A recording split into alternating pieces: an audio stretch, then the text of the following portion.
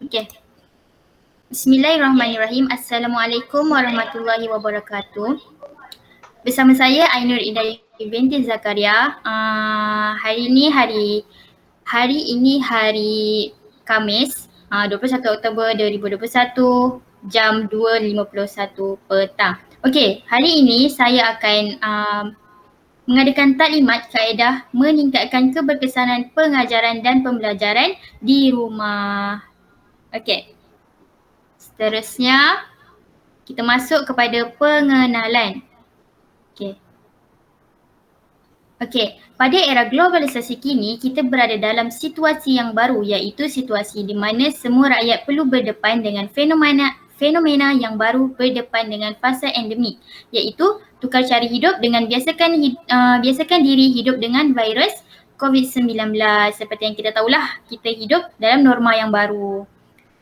Okey, seterusnya adalah perkara ini menyebabkan beberapa isu telah berlaku berkaitan dengan pendidikan, dengan pelajar. Okey, golongan ibu bapa mula rasa bimbang apabila anak-anak mereka menunjukkan rasa bosan dan hilang minat untuk belajar secara dalam talian sejak tahun lalu. Sebab kita dah hampir 2 tahun kita belajar online kan. Sekejap masuk sekolah, sekejap online macam tu. Itu sebab ibu bapa mula risau dan mula bimbang, anak dah mula tunjuk bosan dan hilang minat untuk belajar dalam talian, atas talian, okey.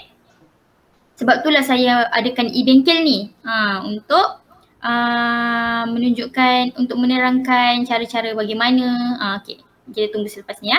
Okey, yang ketiga adalah antara faktor yang menyebabkan keadaan itu berlaku, keadaan yang macam murid hilang minat untuk belajar, berlaku kerana kurang peranti ke, kurang alat peranti ke, capaian internet berkualiti rendah dan ketidakupayaan ibu bapa untuk membantu anak-anak mereka. Macam ibu bapa tak mampu nak sediakan alat peranti internet yang berkualiti tinggi, internet yang laju. Okey, faham kan dari situ? Okey.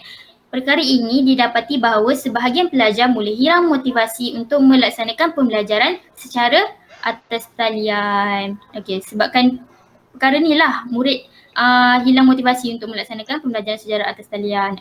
Sebab itulah murid ada yang tak hadir, murid menunjukkan rasa kurang minat lah untuk belajar sebab tak ada peralatan satu. Lepas tu kalau internet yang macam slow, dia macam murid mesti macam naklah join kelas sebab line slow, sebab selalu guna Google Meet kan, dia kena guna internet yang laju macam tu. Okey, yang terakhir adalah tujuan taklimat ini adalah untuk menyampaikan beberapa perkara berkaitan strategi meningkatkan keberkesanan pelaksanaan pengajaran dan pembelajaran di rumah. Okey, kita tengok kepada slide seterusnya.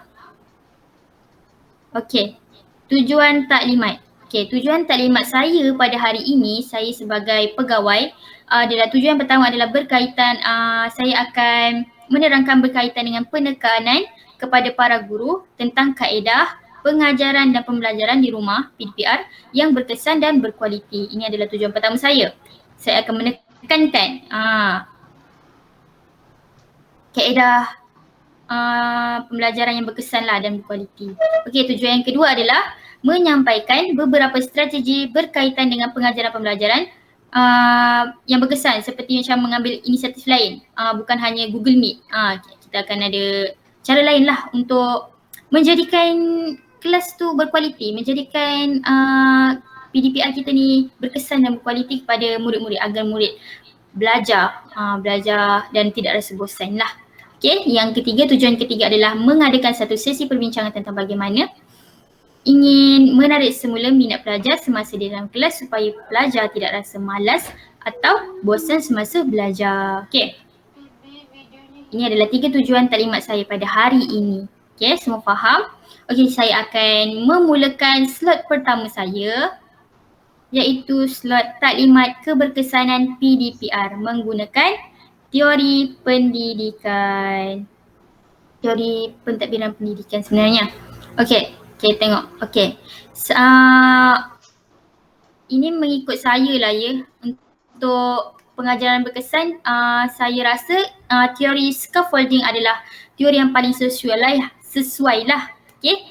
Maksud dia teori scaffolding ni, cara aplikasinya dia macam cara mengaplikasikan teori ini mengikut menurut Vygotsky tentang teori scaffolding adalah cara mengaplikasikan teori ini dalam pembelajaran adalah guru bertindak memberi sokongan kepada pelajar yang memerlukan bantuan atau bimbingan dalam melaksanakan suatu tugasan. Faham tak maksud dekat sini? Teori scaffolding ni dia macam guru bertindak memberi sokongan lah kepada pelajar yang memerlukan bantuan atau bimbingan untuk melaksanakan sesuatu tugasan. Kadang-kadang kalau murid guru tak bagi perhatian, dia akan mula rasa boring, betul tak? Betul kan? Dia akan rasa macam alah cikgu macam ni murid akan rasa macam cikgu tak bagi perhatian lah dekat saya, macam mana ya? Saya tak naklah masuk kelas cikgu ni. Murid akan rasa macam tu. Sebab itulah saya gunakan teori scaffolding untuk pembelajaran tu, PDPR tu berkesan lah. Okay, kita tengok jenis scaffolding belah kanan ni. Dia ada 5 jenis dan contoh kat sini. Okay, kita tengok contoh yang pertama adalah jenis scaffolding yang pertama adalah modeling. Modeling ni contoh dia seorang guru seni lukis telah mendemonstrasikan cara melukis sebelum mengarahkan pelajar untuk cuba melukis secara bersendirian.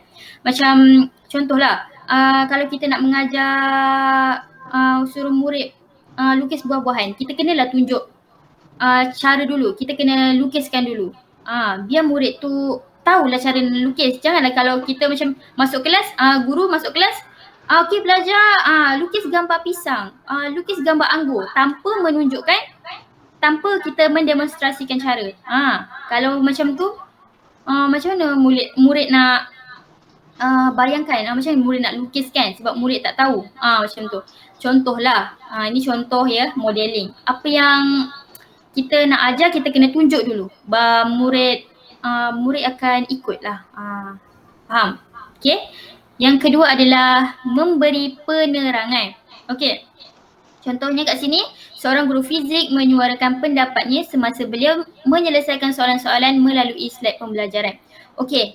Contoh ya, pandemik macam ni, guru mesti buat slide kan? Slide. Lepas tu guru jangan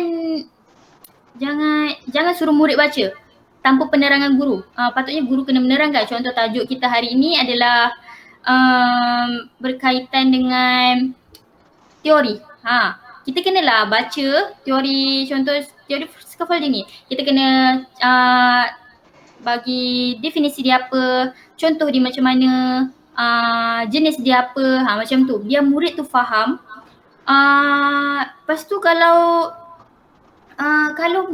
kita terangkan, murid akan faham tau. Kalau murid tak faham, kita kena tanya, murid faham ke tak? Macam tu. Kalau tak, macam mana kita nak tahu murid tu, macam mana kita nak jadikan pembelajaran tu berkesan?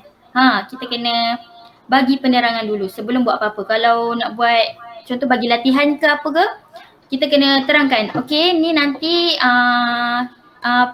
buat latihan. Contoh padan suai lah, contoh isi tempat kosong ke apa ke, kita kena cakap lah, ada quiz, kena buat ni, tepat pada waktunya, macam suruh hantar esok, semua kena hantar. Macam kita terangkan lah apa yang kena buat, macam tu barulah murid faham. Okay, faham dari situ? Okay, yang ketiga adalah menanya soalan. Okay, contoh dia, selepas modeling dan memberi penerangan, seorang guru akan menanyakan soalan kepada pelajar. Okay, tengok yang contoh pertama tadi, kan dia lukis, contoh lukis pisang. Okay, kita akan tanya, murid tahu tak pisang ni macam mana? Buah pisang ni bentuknya macam mana? Tahu lukis ke tak kan? Boleh tak lukis macam cikgu ni? Kita kena tanya dulu. Kalau murid kata tak boleh, okay, kalau tak boleh, kita bagi bimbingan. Kita kena bagi bimbingan. Bimbingan murid tu. Kalau dia dah start melukis tu, murid dah start melukis, lepas tu dah nampak lah bentuk dia tu, bentuk buah-buahan yang kita suruh lukis tu, kita boleh tinggalkan, biar dia teruskan buat. Murid tu, pelajar tu teruskan buat, terus melukis sampailah jadi. Okay, faham? Okey, faham kan sampai situ? Okey, yang keempat adalah adaptasi bahan interaksional. Maksud dia macam seorang guru pendidikan jasmani akan merendahkan jaring apabila sedang mengajar cara-cara menjaring dan menaikkan jaring ke atas yang lebih tinggi, ke aras yang lebih tinggi apabila pelajar semakin mahir. Okey. Ini kalau kita ada bahan. Contoh kat sini dia seorang guru pendidikan jasmani kan. Okey, saya bagi contoh lain macam kalau kita macam ni, contoh kalau kita buat dalam kemahiran hidup, kita ada kayu apa semua tu kan, nak cantumkan kayu kita kena macam suruh kita kena tunjuk dulu. Kita kena gunakan bahan tu, kita tunjuk. Okey, ini kayu, kita kena buat jadi bentuk kerusi. Nanti kita akan sambungkan kayu tu sampai jadi kan. Okey, kalau murid kita kena tengok lah, kita kena bimbing murid tu. Kalau murid tu dah jadi bentuk kerusi tu, dah nak hampir jadi, kita biarkan dia. Kita biarkan dia terus buat sampai jadi bentuk kerusi tu lah. Okay, kita kena gunakan bahan tu, biar dia faham lah, biar dia mahir lah dengan menggunakan bahan. Okey, yang terakhir, yang kelima adalah sedia, membantu dan memberi. Okey, contoh dia, kanak-kanak di tadika diajar cara mengikut tali, mengikut langkah-langkah oleh guru. Ini saya bagi contoh yang tadi lah, kayu tu lah. Kita sedia membantu dan memberi. Macam kayu tu kalau nak buat kerusi tu, kita kena tunjuk step by step biar murid tu faham dan tahu nak buat macam mana. Kalau dia tak tahu, dia akan tanya. Kalau dia tak tahu, murid kena tanya. Guru akan bantu, guru sentiasa bantu. Ini adalah teori scaffolding, iaitu ini adalah bagi saya yang berkesan lah caranya mengikut teori scaffolding, sebab dia bantuan atau bimbingan dalam melaksanakan suatu tugasan, membantu murid dalam menyelesaikan tugasan. Okey, kita masuk kepada slide yang kedua, iaitu taklimat berkaitan ABM. ABM ni apa? ABM ni adalah alat bantu mengajar. Okey.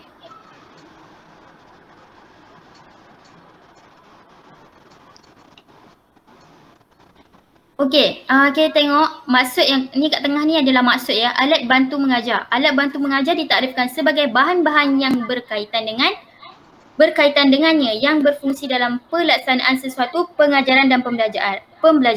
Okey. Setiap PDPR perlu ada ABM untuk menarik minat murid tu. Kalau tak ada ABM, kita cuma ada slide.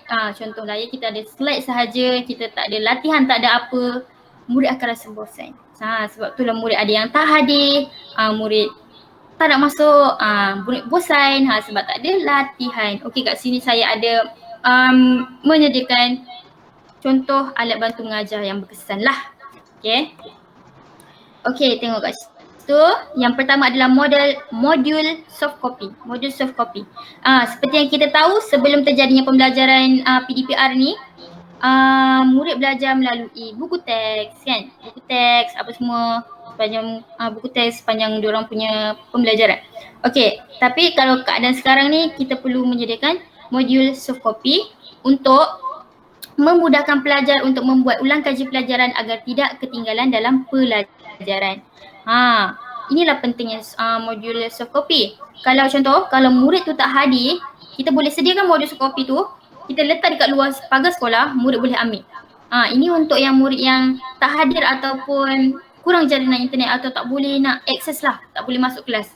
Ini kita mudahkan diorang, mudahkan pelajar. Okay? Kita jangan susahkan pelajar, kita kena mudahkan pelajar. Okay? Modul soft copy ni guru perlu sediakan berkaitan dengan apa yang kita ajar lah, topik yang kita ajar. Contoh kalau bahasa Melayu, karangan, kita kena sediakan lah macam mana modul tu, topik karangan tu, cara nak buat karangan tu macam mana, macam tu. Lepas tu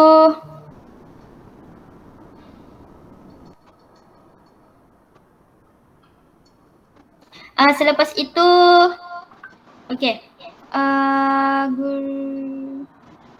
Modul soft copy ni penting tau sebab pelajar dapat meneruskan silibus yang terdapat dalam modul tu digunakan sepanjang kelas dijalankan. Modul ni bukan untuk guru saja, untuk murid lah, untuk pelajar. Untuk pelajar masa dalam kelas pun pelajar boleh guna modul ni sebab guru yang sediakan kan untuk topik yang kita belajar, semua topik. Biar murid tak ketinggalan lah. Tak ketinggalan masa belajar lah. Okay? Okay, seterusnya dengan ada modul soft copy ni dia akan lebih mudah dan lebih berkesan lah. Pendapat saya lah. Dia tak ada menyusahkan pelajar. Kita pun senang pelajar dah dapat soft copy kita tu, pelajar mesti kena study kan. Kena belajar kat rumah sebab dia tak boleh masuk kelas. Dia kena study lah. Study kat pun tanya kawan apa macam mana. Kalau lagi senang tanya cikgu sendirilah. Datang rumah cikgu tu ke, datang rumah guru tu untuk belajar. Okay. Tengok yang kedua. Yang kedua adalah alat bantu mengajar yang kedua adalah quizzes. Quizzes ni apa? Quizzes ni adalah permainan pembelajaran boleh digunakan sepanjang kelas secara atas talian kerana ia mudah diakses dan sudah pasti menarik perhatian pelajar. Quizzes ni lah. Okay. Sebab apa? Kerana dia mudah diakses. Dia tak payah guna internet yang tinggi pun. Dia senang je nak akses. Okay.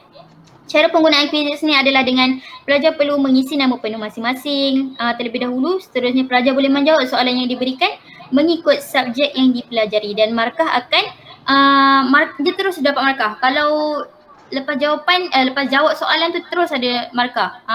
Senang kan macam tu. Lepas tu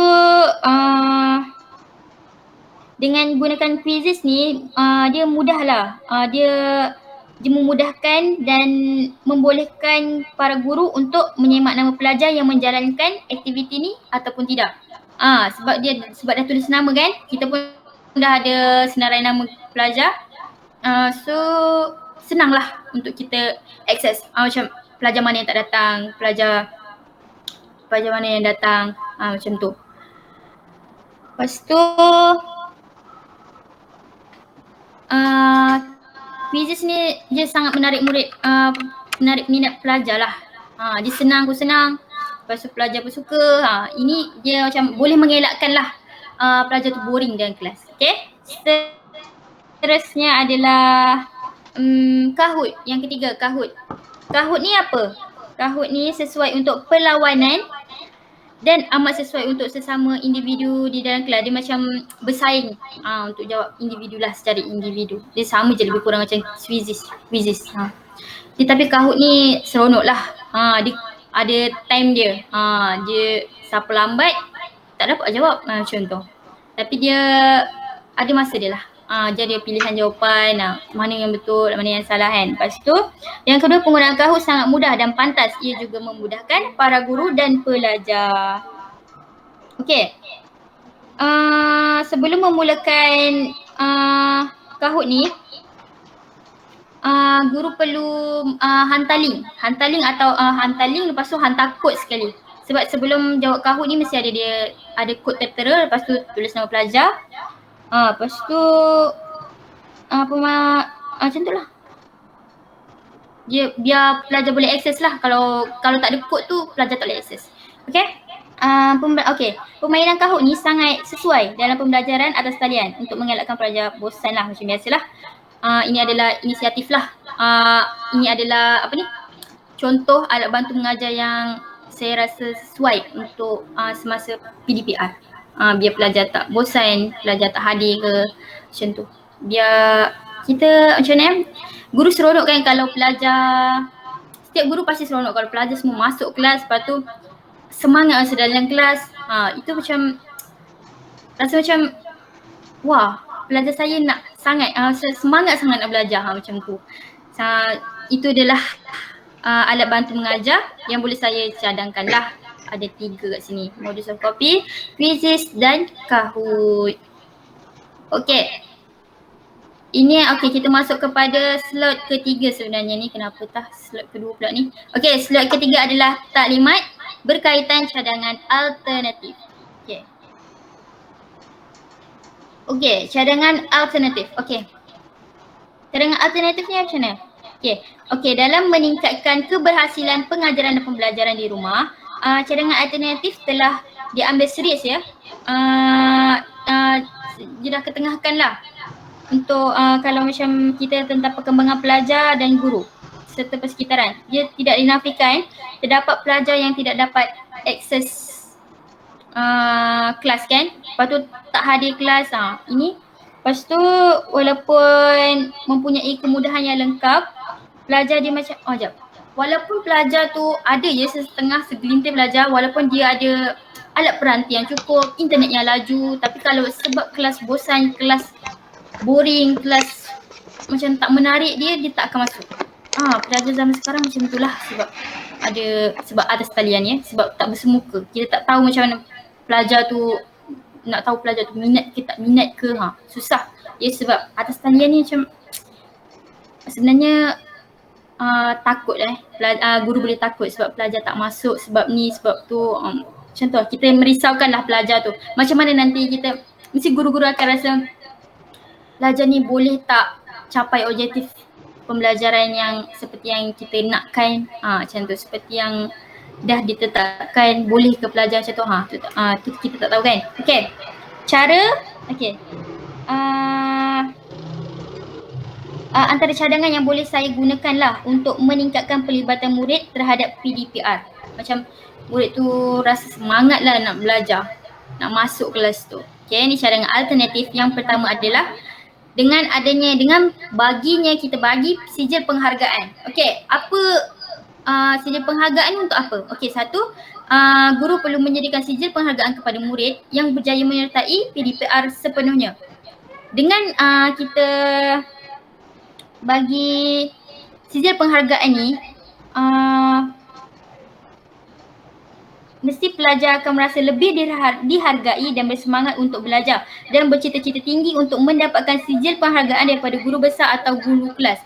Sebab kalau kita cakap kat murid, kalau siapa yang hadir kelas, join setiap kelas, semua kelas, lepas tu dapat sijil penghargaan ni, mesti murid macam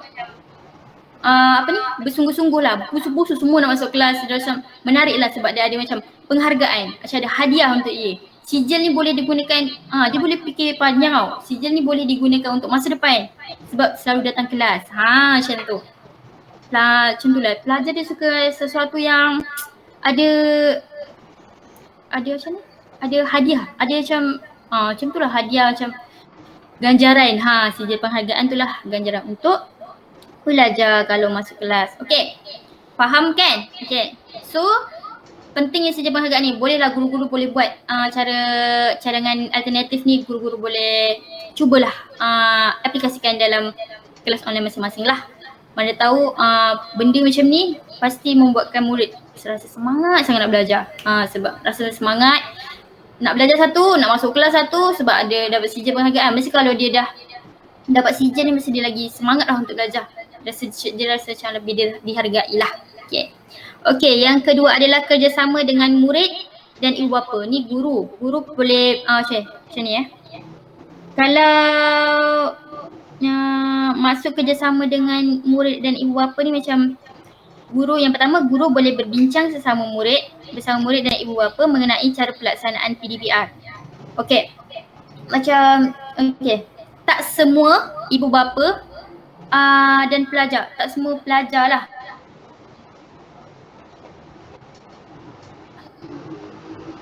boleh masuk kelas peranti juga.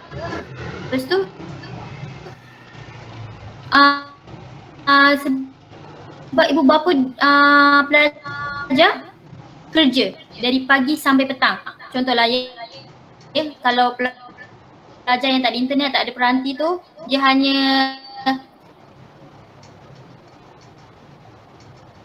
bergantung sepenuhnya kepada telefon ibu bapa, alat peranti ibu bapa. Lepas tu ibu bapa pula pagi sampai petang kerja. Betul? Sebab itulah guru kena kerjasamalah dengan murid dan ibu bapa, boleh berbincang.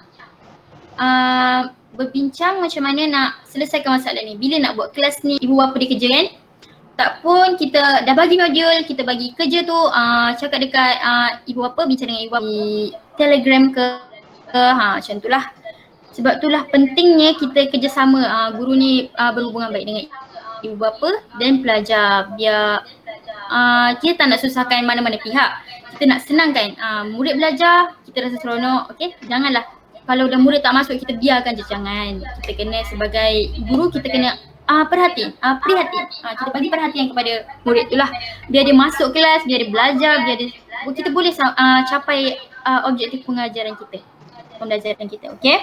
Yang kedua adalah perbincangan antara guru dan ibu bapa pelajar berkaitan masa yang sesuai untuk menjalankan kelas secara talian. Tadilah saya cakap kalau ibu bapa kerja tu kita perlu berbincang lah macam mana nak buat kelas bila kan, apa yang sesuai. Okay.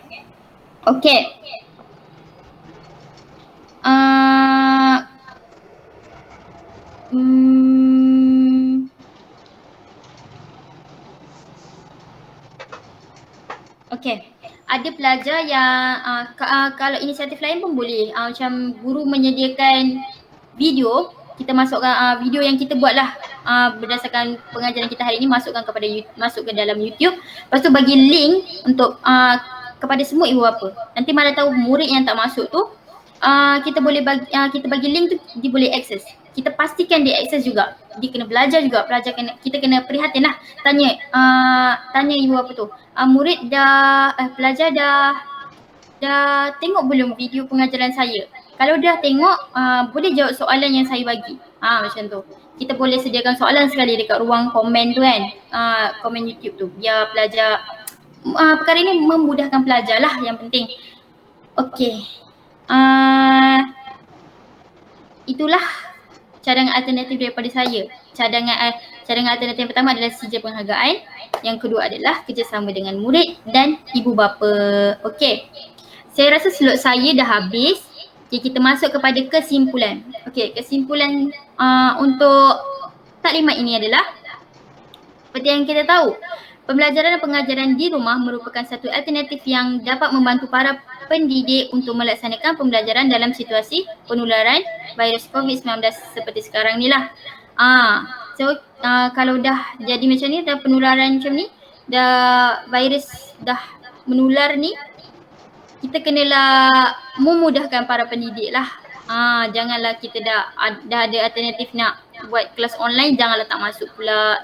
Ibu bapa kenalah bagi, ibu bapa juga kena bagi kerjasama, komitmen yang baik lah. Okay? Guru dengan ibu bapa perlu saling bersilaturahim lah. Saling memahami ibu bapa pun kena faham guru juga. Okey, yang kedua adalah pembelajaran secara atas talian memberikan peluang kepada generasi baru dengan aktiviti pembelajaran dan komunikasi yang lebih baik tanpa mengambil kira masa dan tempat. Okey, kat sini dengan adanya pembelajaran atas talian ni tak terbatas pun nak berkomunikasi dengan guru, nak mengadakan aktiviti yang berkesan untuk pelajar, dia lagi mudah lah. Kita boleh macam-macam inisiatif kita nak jumpa pelajar tu. Macam kita video call dengan pelajar pun boleh kan. Kalau pelajar tak boleh join kelas, kita boleh video call dengan pelajar, tanyalah macam mana. Pelajar pun boleh tanya guru pun boleh tanya pelajar dah siap kerja sekolah ke belum, dah buat sampai mana semua tu. Kita kena perhatian, sebagai guru kita kena perhatian. Kita jangan biar pelajar macam tu je. Sebab nanti ada yang pelajar yang tak siap kerja, ada pelajar yang kalau kita tak prihatin, seminggu kita bagi kerja, seminggu tu lah kita buat. Kalau kita nak prihatin, kita kena tanya. Kalau kita tanya, pelajar tu akan macam, saya kena buat ni, saya kena buat kerja yang cikgu bagi. Sebab tu biar dia faham lah, dia faham tanggungjawab pelajar, tanggungjawab sebagai pelajar. Okey, yang ketiga adalah komitmen semua pihak termasuk pihak organisasi, para guru dan ibu bapa sangat penting untuk menjayakan proses pengajaran dan pembelajaran di rumah. Yang saya kata komitmen semua pihak sangat penting dalam pembelajaran online ni. Kalaulah kita kalau guru sahaja yang bagi komitmen, lepas tu pelajar tak, ibu bapa pun tak jadi apalah. Dia mesti tak berkesan lah. Dia macam mana pembelajaran tu macam secara tak langsung pembelajaran tu rasa macam bosan lah. Macam pelajar tak boleh kerjasama, ibu bapa tak boleh kerjasama, macam mana kita nak menjayakan objektif pengajaran kita tu. Okey, sebab itulah komitmen semua pihak penting untuk PDPR ni. Okey. Sekian, terima kasih daripada saya, renung-renungkan dan selamat beramal. Sekian, terima kasih daripada saya, Ainur Idayu binti Zakaria.